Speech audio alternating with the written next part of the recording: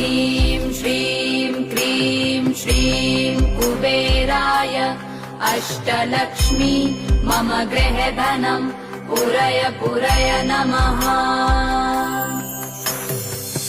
ॐ ह्रीं श्रीं क्रीं श्रीं कुबेराय अष्टलक्ष्मी मम गृहधनं पुरय पुरय नमः।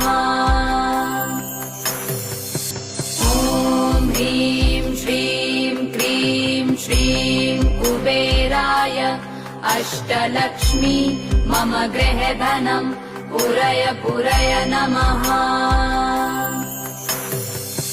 ॐ ह्रीं श्रीं क्रीं श्रीं कुबेराय अष्टलक्ष्मी मम गृहधनं पुरय पुरय नमः।